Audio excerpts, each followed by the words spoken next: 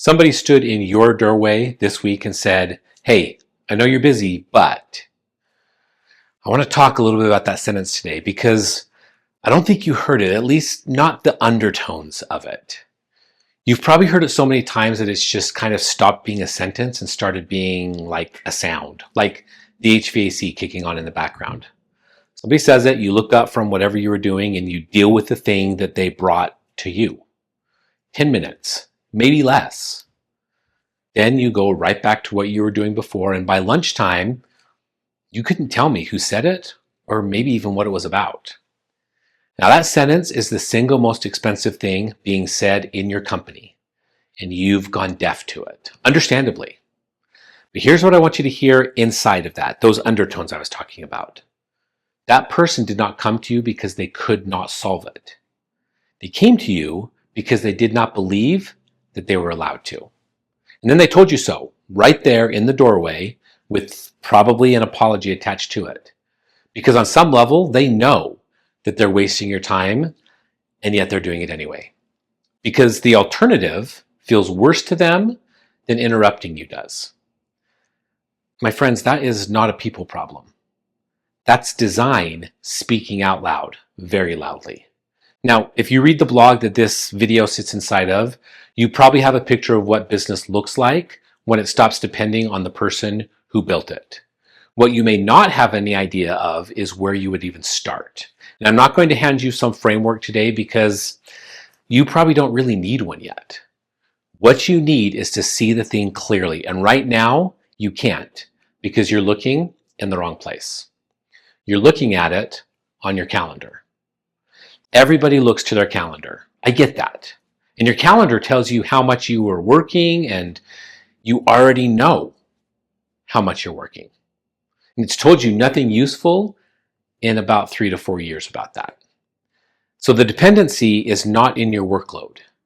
It's in what other people decided not to decide. And that doesn't show up anywhere on a calendar because a decision that never got made doesn't take up a slot. It does show up in your doorway in 10-minute increments wearing an apology. So here's what I want you to do this week. And it's going to take you about 4 minutes a day. I just want you to get a blank page. It could be paper, it could be a notes app, back of a folder, I don't care. Every single time something comes to you, write down one line about what it was and who brought it. That's the whole first column. Very clear, very simple. Don't filter it. Maybe it's the email that pulled you in, or the text at 9 o'clock at night, the person in the doorway, or the thing that your operations manager wanted to read on before he sent it out.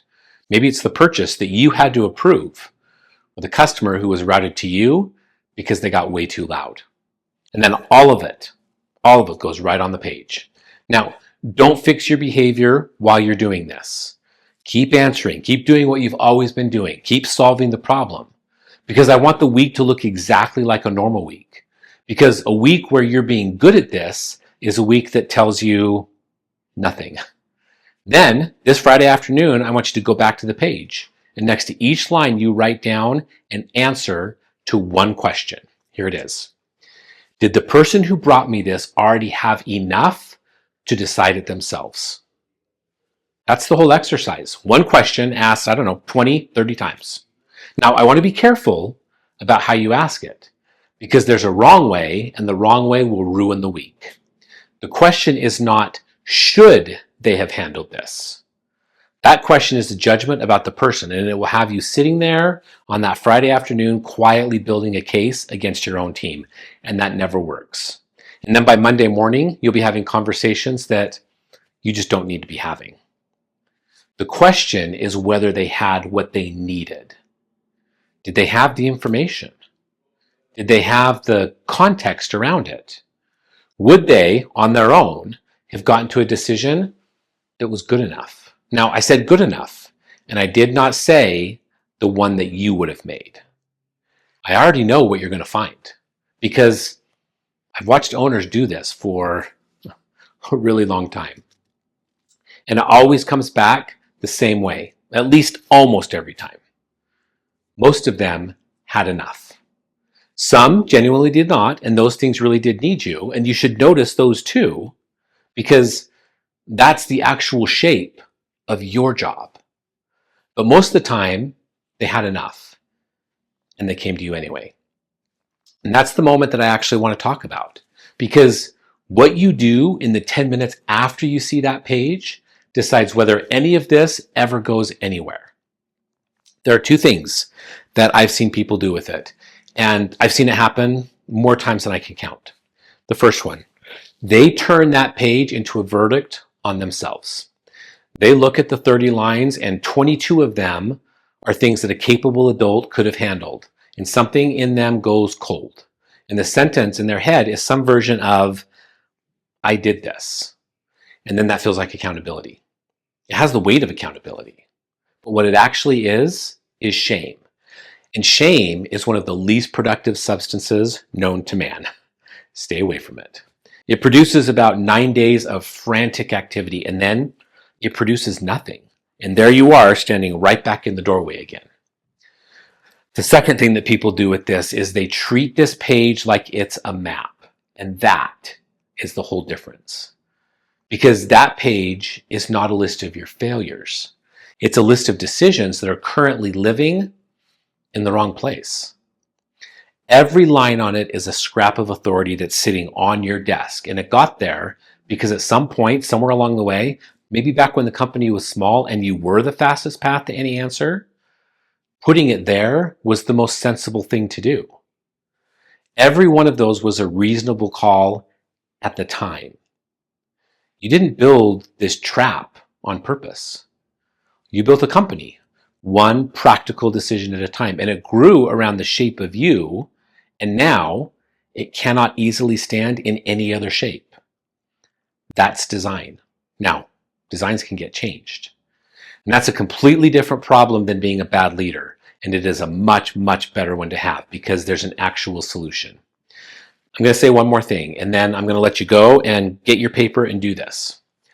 I spent about 30 years being very good at handing people that mirror. I could walk into a business, sit with an owner for an afternoon, and tell him with total precision exactly where everything was routing and exactly why. And I was right most of the time.